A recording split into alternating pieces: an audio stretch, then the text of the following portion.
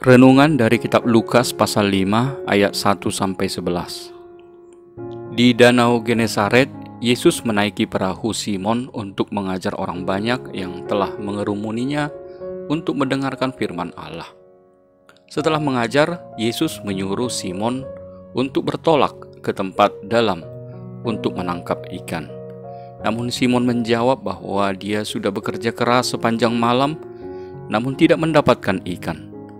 Tetapi Simon akhirnya melakukan apa yang diperintahkan Tuhan Yesus, karena yang menyuruhnya adalah Yesus. Ketika Yesus menaiki perahu mereka dan menyuruh menyebarkan jala, mereka mendapatkan banyak ikan, bahkan jala mereka sampai mau koyak. Kejadian ini membuat mereka takut. Tetapi justru hal inilah jalan bagi Tuhan untuk membuka hati mereka untuk mengikut Yesus. Tuhan Yesus memanggil Simon dari penjala ikan menjadi penjala manusia. Ikut juga teman Simon yang lain, yaitu Andreas, Yakobus, dan Yohanes. Penjala ikan akan menjaring ikan untuk ditangkap, dikumpulkan, dan dikonsumsi ataupun dijual. Namun, menjadi penjala manusia yang dimaksud oleh Tuhan Yesus adalah untuk menangkap setiap orang supaya diselamatkan.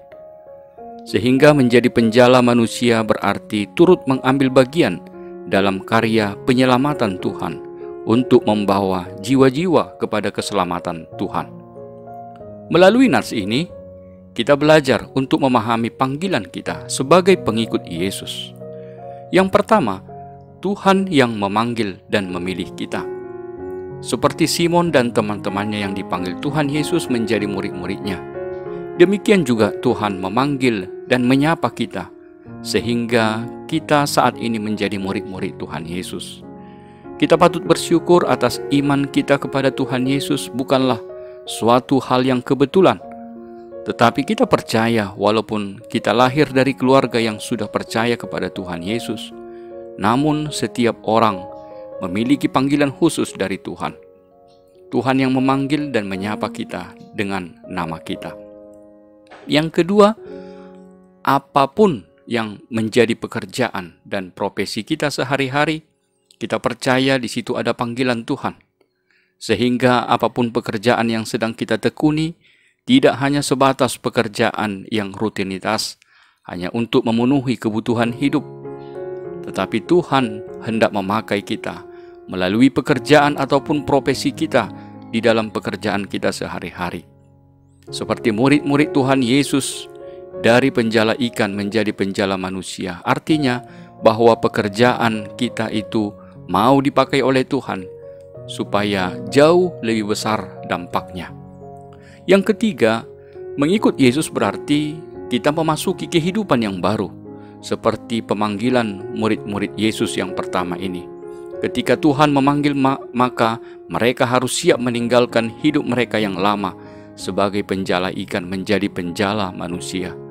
Walaupun sama-sama penjala, namun yang dijala telah berbeda, bahwa ada yang lebih besar untuk dikerjakan.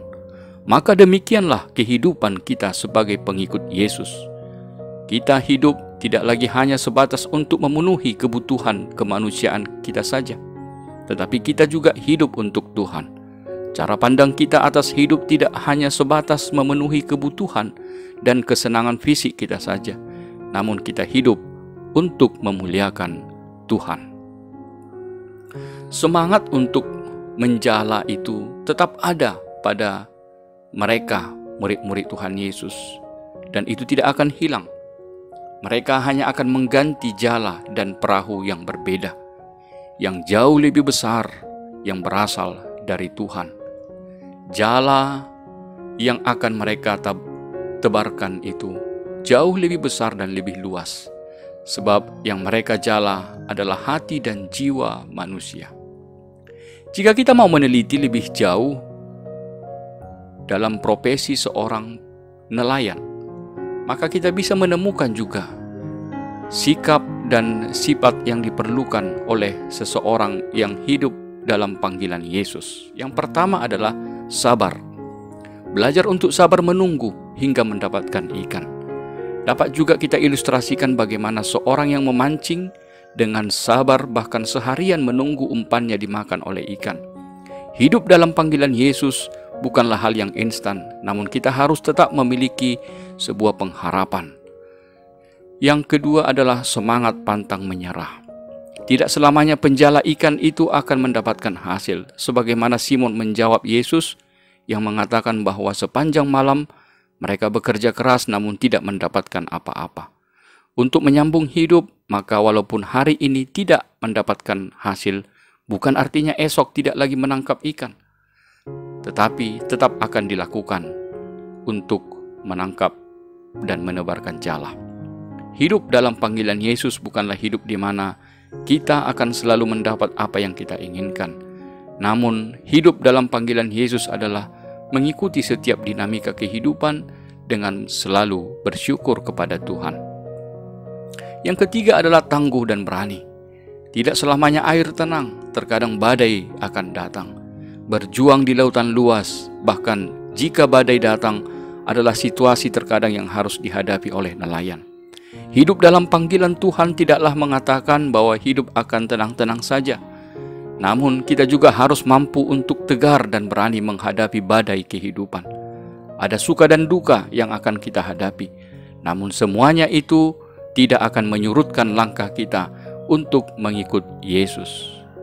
Panggilan Yesus adalah mengubah paradigma, pandangan kita tentang apa yang kita kerjakan, apa yang kita tekuni di dalam dunia ini.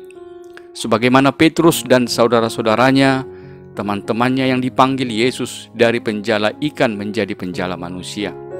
Sebagaimana Yesus memanggil dan memakai murid-muridnya untuk penyataan kerajaan sorga, demikianlah kita juga hidup dalam panggilan Yesus. Melalui setiap profesi pekerjaan kita yang kita tekuni masing-masing, kita menekuni setiap profesi yang kita punya, tidak hanya sebatas untuk mencari uang atau kehidupan yang lebih mapan dan juga kehidupan untuk mendapatkan harta duniawi, namun jauh lebih besar dan lebih luas dalamnya, bahwa Tuhan akan memakai kita sebagai alat penyataan kerajaan Allah di dalam dunia ini. Tuhan Yesus memberkati.